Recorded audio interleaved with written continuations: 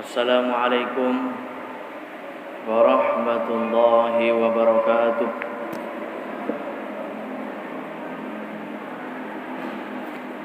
Alhamdulillahi rabbil alamin. Wassalatu wassalamu ala asyrafil mursalin Sayyidina wa maulana Muhammadin wa ala alihi wa sahbihi ajma'in. Amma ba'd. Subhanaka la ilma lana illa ma 'allamtana innaka antal alimul hakim. Allahumma iftah bainana wa baina qaumina bil haqqi wa anta khairul fatihin. Allahumma anfa'na bima 'allamtana wa 'allimna ma yanfa'una. Nawaitul i'tikafa lillahi ta'ala. Kita sama-sama berniat i'tikaf karena Allah Subhanahu wa taala. Jamaah Majelis Nurul Khairat rahimakumullah.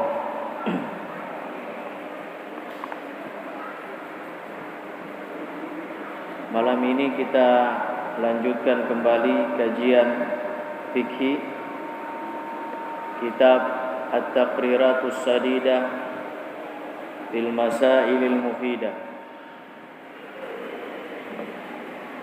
Bab al-makruhat as-shalah.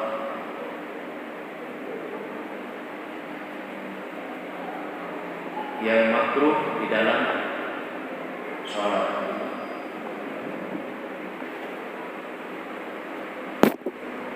Yang pertama, aqsamu makruhatis sholati arba'atun. Jadi yang makruh dalam salat itu dibagi empat.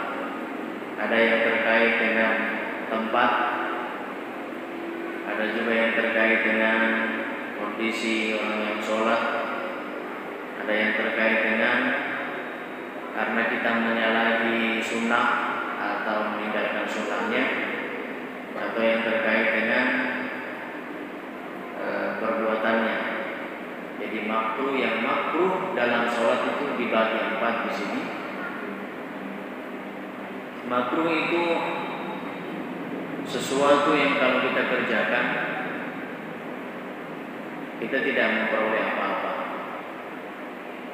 Tapi kalau kita tinggalkan justru kita mendapatkan pahala. Ya. Jamaah sekalian rahimakumullah, yang pertama makruhatun min nahiyati makanis shalah. Yang makruh terkait tempat sholat. Jadi kalau kita sholat di tempat-tempat yang disebutkan sebentar, itu hukumnya makruh.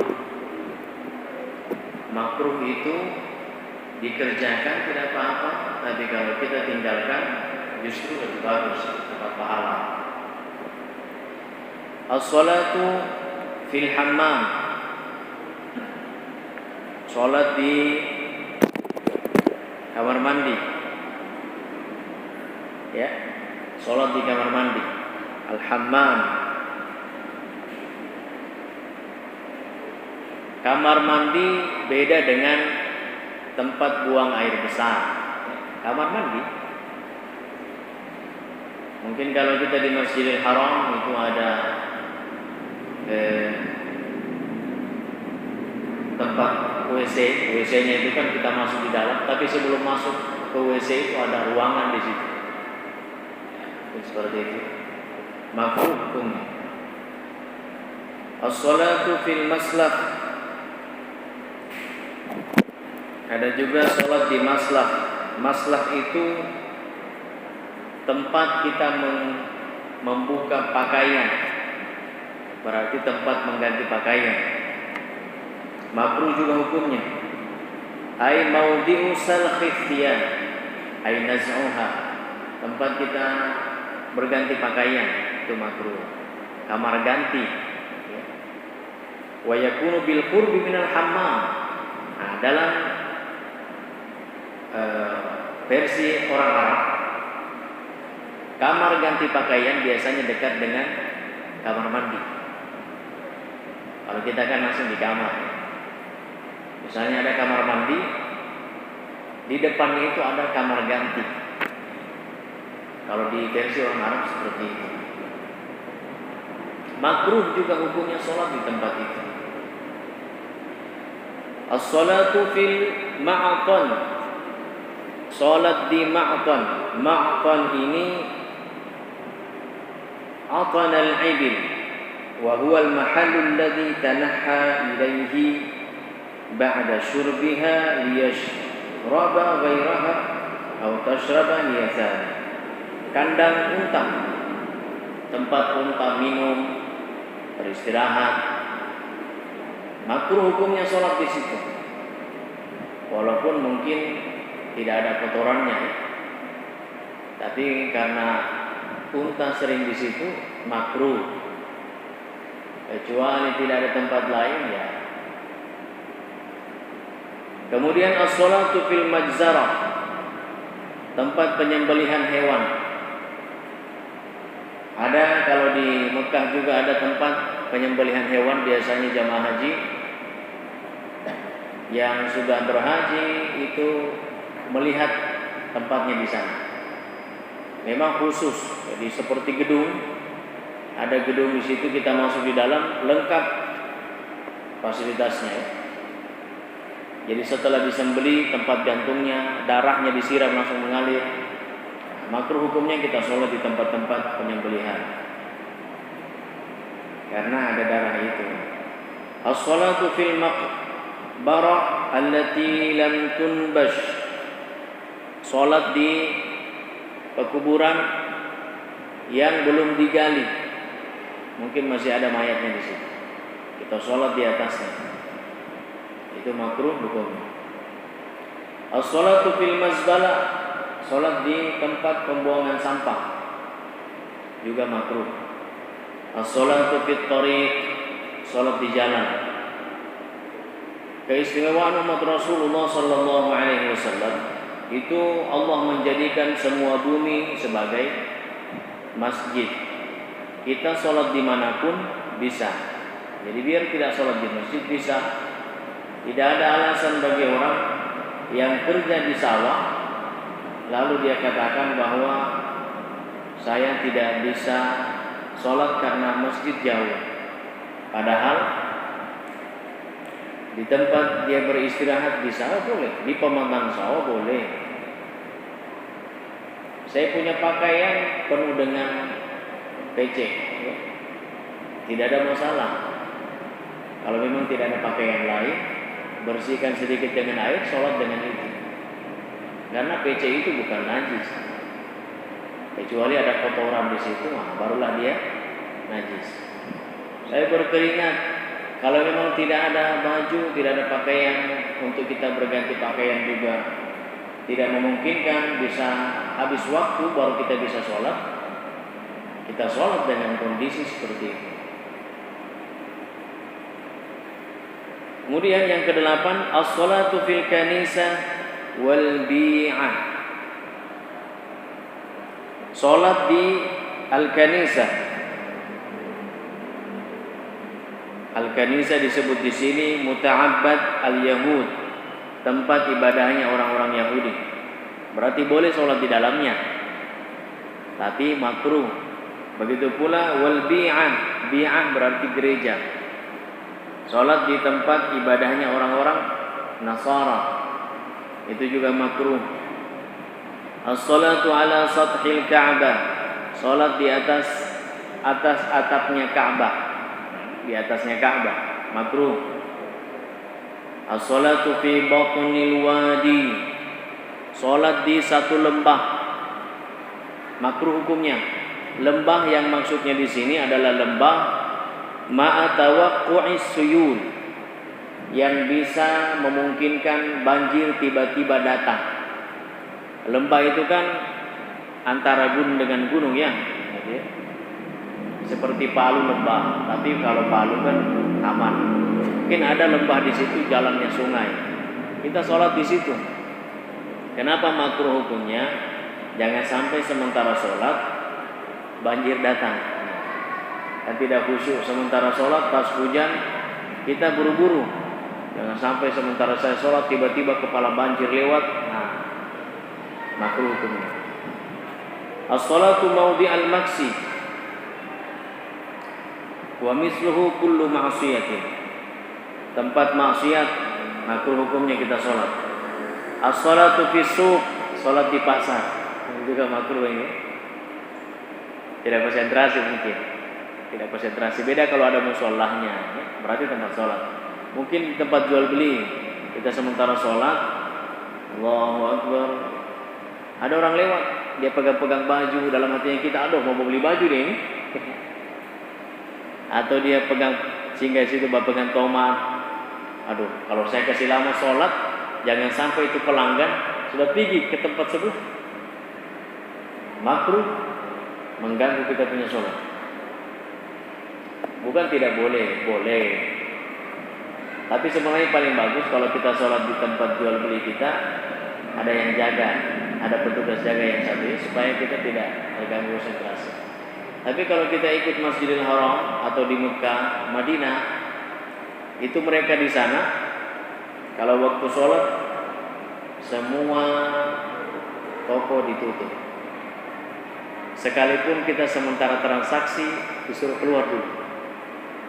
Sebentar, kita tutup dulu toko. Karena memang pemerintahnya keras. Ada toko yang buka saat azan, saat waktu sholat, itu kena denda. Dendanya luar biasa.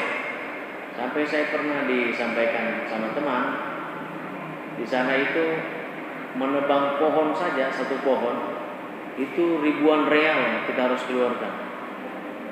Ada pohon yang ditanam di pinggir jalan, kalau kita tabrak, tumbang gitu, wow, dendanya luar biasa. Apalagi orang mencoret-coret tenda Arafah atau Mina saja, kalau saya tidak salah sampai 5.000-an real kita harus bayar. 250 real itu 1 juta. Jadi kalau 5.000 real kali-kali itu 4 juta 1.000 real. 4 kali berapa itu? 5 kali 4, 20 juta. Hanya coret-coret supaya keluarganya juga bisa berangkat ke tanah suci. Dia tulis namanya di tenda Mina, Husni Mubarak, supaya naik tanah suci. Ini kita terlalu banyak yang begitu-begituan. Padahal langsung saja berdoa di Arafah, pakai coret-coret lagi. Ada itu di daerah Cina kalau saya tidak salah, di mana? Asia.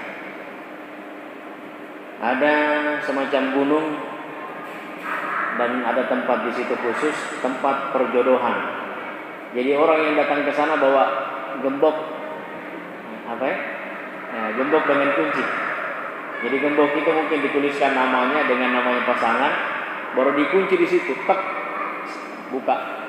Harapannya dia dengan pasangannya itu terkunci terus, tidak lepas-lepas. Terlalu banyak simbol. Padahal yang membuat kita langgeng sampai kakek nenek bukan gara-gara kunci itu, tapi karena Allah. Allah yang memasukkan sakinah ke dalam diri kita, begitu pula terhadap pasangan kita. Kembali ke sini, as-salatu amama adamiyyin yastaqbilu. Salat di depan seseorang yang menunggunya. Ada orang yang tunggu kita atau yang mau datang, itu makruh salat di situ. Kenapa semua dimakruhkan ini? Yang pertama tempatnya, ya. Kemudian yang kedua, kekhusyuan kita bisa terganggu.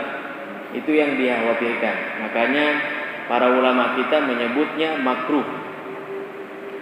Al-itan, salat di satu tempat. Kalau di sini al-itan dalam bahasa Arab itu disebut booking. Wa huwa ittikhadul musalli walau imaman mawdi'an yusalli fihi wa la yantaqilu anhu ila ghairi. Seseorang yang menjadikan tempat khusus baginya untuk salat dan dia tidak pernah pindah-pindah dari situ, makruh. Kita bahas kemarin ya, Ini adik-adik yang ikut kajian akhlak tadi malam, itu dibahas. Kalau kita sholat, jangan jadikan satu tempat itu tempat kesukaan kita. Kalau tempat sholat. Jadi kalau kita sholat di masjid, maunya di bawah ini terus ini. Itu terus sholat. Tidak mau pindah-pindah. Walau imaman, walaupun dia imam. Misalnya imam, ya sesekali pindah-pindah sedikit. Ada kan orang di situ terus posisinya. Misalnya di keramik ini batasnya di situ terus dia, tidak bergeser sedikit pun ke kanan maupun ke kiri. Membooking tempat. Kalau dia datang sudah di situ dia. Pindah-pindah lah. As-salatu musawiyan lil imami fil mauqif. Makruh juga salat kalau yang sejajar dengan imam pada saat berdiri. Jadi kalau kita makmum berdua, imam kemudian sendiri makmum, itu posisinya imam di depan, kita di sebelah kanan makmum, mundur sedikit saja, jangan terlalu jauh, kecuali ada makmum kedua yang datang. Kalau di petunjuk itu makmum kedua datang, dia berada di posisi sebelah kiri. Ketika dia posisi sebelah kiri, imam pun maju, makmum juga dua-duanya mundur, merapat. Supaya sama-sama tahu, imam tahu ada makmum kedua, sehingga dia bisa maju sedikit, dan makmum tidak terlalu jauh langkahnya ke belakang mundur. Karena imam sudah maju satu langkah, makmum pun mundur satu langkah. Biasanya kita, ya bisa juga sebenarnya, di depan imam kemudian tiba-tiba ada makmum datang, kita langsung mundur. Cuma itu mundurnya kadang sampai bertahap ya. Kita ruku, kita mundur satu langkah. Kemudian yang tidak mundur lagi satu langkah, bertahap. Tapi kalau kita di sebelah kirinya imam maju satu langkah, kemudian makmum mundur satu langkah merapat. Selesai. Jamaah sekalian rahimakumullah, makruhatu min nahiyati hali al-musalli. Sekarang dari segi kondisi orang yang sholat, kita yang sholat ini apa yang dimakruhkan? As-salatu haqinan, sholat dalam kondisi yudafi'u al-baul, sholat dalam kondisi menahan kencing, makruh. As-salatu haqinan, sholat menahan air kencing itu makruh.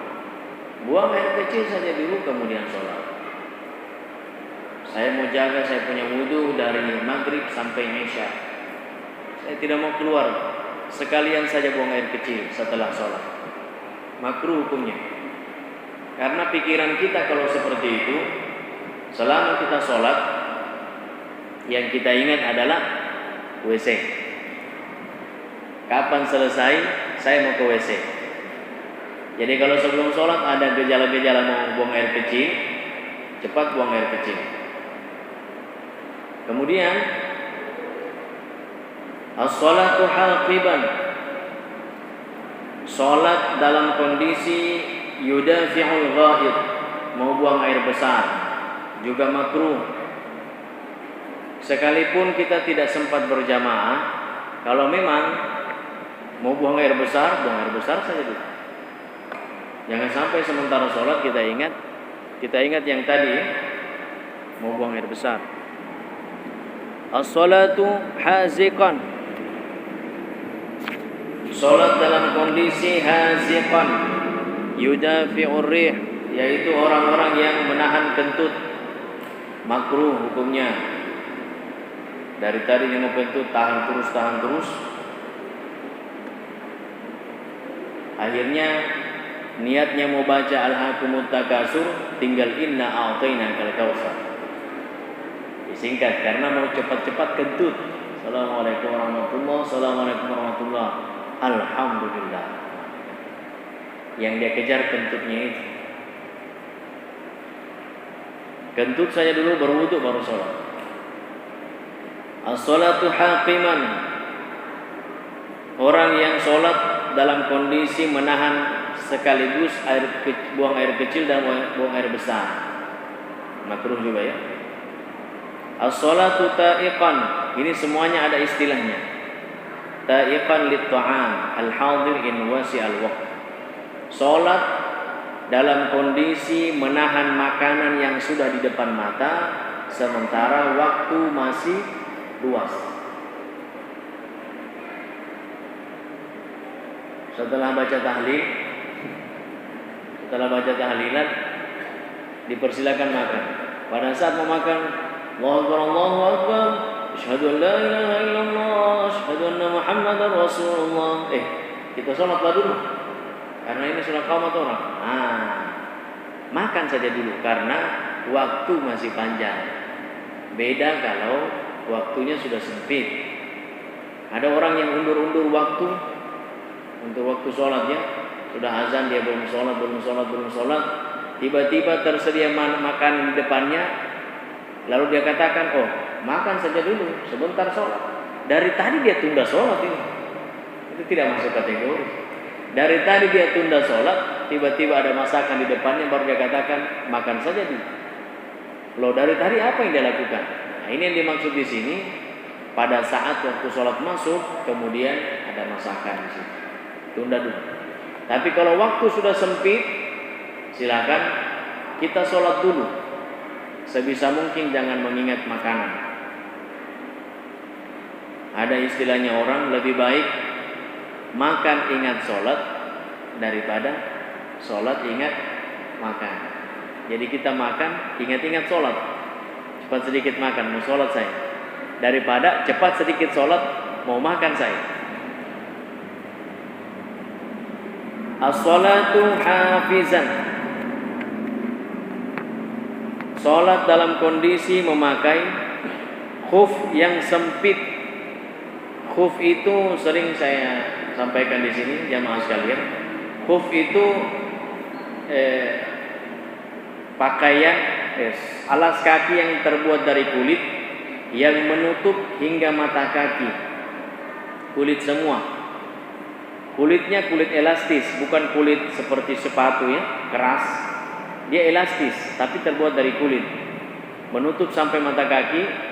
Bagian atasnya kulit, bagian telapaknya juga kulit elastis. Jadi kalau kita buka dia, bisa kita genggam-genggam begini. Beda kalau sepatu dibuka, digenggam begini tidak bisa ya. Dia diremas begini bisa. Itu khuf. Memakai khuf di dalam sholat itu boleh. Itu ada ketentuan yang memakai khuf. Bagi yang mukim berapa hari, kemudian bagi yang musafir itu berapa hari. Ada semua. Jadi ketika kita berwudu tidak dibuka lagi tuh khuf. Kita berwudu saat membasuh kaki, cukup khuf itu yang dibasuh. Jadi bukan kaki yang dibasuh ya, tapi khufnya saja. Tata caranya itu dari bagian tangan kanan kita di ujung jari kaki kanan, tangan kiri di belakangnya, di bagian tumit. Ini menyapu ke bawah, ini menyapu ke atas ini. Bukan disiram. Tidak disiram dia ya, tapi diusap. Nah, dalam keadaan sholat pun kita bisa memakai khuf tadi. Tapi makruh hukumnya kalau sementara sholat kita pakai khuf yang sempit. Kita pakai sempit ya, karena kita jangan sampai sementara sholat yang kita ingat tidak nyamannya itu dan kita bersegera untuk menyelesaikan sholat.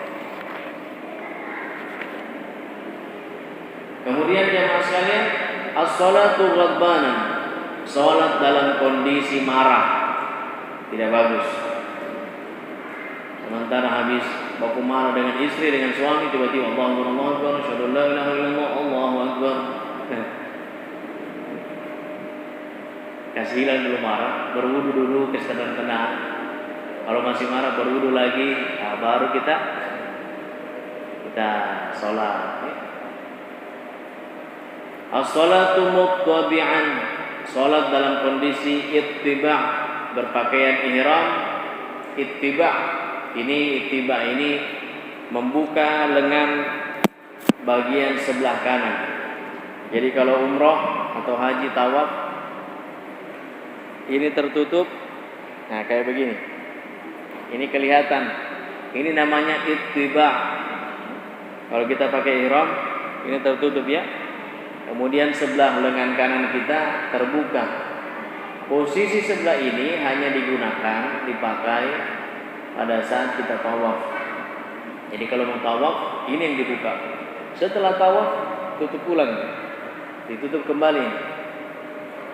Nah, baru kita sholat sunnah tawaf di depan makam Ibrahim, atau kita sholat fardu dan seterusnya. Sholat dalam kondisi terbuka sisi kanan itu makruh kalau kondisi kita berihram. As-salatu na'san, sholat dalam kondisi mengantuk. Saya biasa sholat, mau sholat begitu mengantuk sekali. Tidur 5 menit, habis. Kalau sudah hilang baru. Bagaimana kalau subuh, Ustaz? Salat subuh azan, ini mengantuk ini, jangan terus sholat, masih mengantuk ini. Nah, udah ini jelas itu. Dari tadi dia tidur, dari jam 10 dia tidur sampai subuh, tiba-tiba dia subuh bangun, lalu dia bilang, Ustaz bilang kalau sementara mengantuk jangan dulu sholat. Saya mau bangun subuh ini, tapi masih mengantuk, jadi jangan dulu sholat. Bukan begitu, dari tadi tidur itu. Ini dimaksud dari tadi kerja atau apa tiba-tiba mengantuk sekali, ya. Bukan sementara tidur mau bangun, lain. As-salatu mutalassiman lirrajul. Makruh juga hukumnya sholat menutup hidung dan mulut, masker. Memakai masker makruh. Wa mutanaqqiban lil mar'ah, dan memakai niqab, cadar bagi perempuan, makruh hukumnya. Bagaimana dengan kondisi sekarang? Kita dalam kondisi wabah COVID-19. Kalau memang mengkhawatirkan, berarti ditutup. Mengkhawatirkannya, misalnya di sebelah kiri kanan kita orang bersin-bersin semua ini, tutup saja. Toh tidak membatalkan sholat, tapi makruh hukumnya. As-salatu maksyufar ra'si wal mankibi. Sholat dalam kondisi terbuka kepala, tidak pakai kopiah. Makruh hukumnya. Makruh berarti kalau pakai penutup kepala ada dapat pahala tersendiri. Kemudian jamaah sekalian, as-salatu maksyufar ra'si wal mankib. Kepala terbuka, kemudian bahu juga terbuka. Kan aurat di dalam sholat itu adalah antara pusat dan lutut. Jadi kalau kita hanya punya sarung, dalam kondisi mungkin kita di kebun, jadi cukup sarung itu diikat, dililit sampai di atas pusat dan menutupi bawah sampai di bawah lutut, sudah sah. Tapi dari segi adabnya, akhlak kita kepada Allah Subhanahu wa taala itu kurang, ya. Kalau memang masih ada pakaian lain. Makanya disebutkan di sini makruh hukumnya kita sholat sementara dua bahu kita kelihatan. As-salatu fi sabin fihi taswirun aw syai'un yulhihi. Salat dengan menggunakan pakaian yang ada gambarnya atau sesuatu yang bisa membuat dia lalai. Di depannya orang sholat pakai baju partai, kebetulan dia partai lain, dia lihat kau punya itu, banyak sekali bicaranya saja. Ini dalam sholat dia ngomong dalam hati nih, gara-gara lihat baju partai di depan. Kau itu nomor sekian, kau banyak ceritamu itu, ini saya punya ini. Dia bicara sendiri di dalam sholat, gara-gara lihat orang yang pakai baju partai sholat di depannya, atau pakai baju yang bermerek, mereknya ada di belakang. Termasuk juga sarung sebenarnya kalau kita tidak apa-apa ya. Cuma kalau kita yang sholat di belakangnya orang, tidak usahlah perhatikan merek sarungnya orang.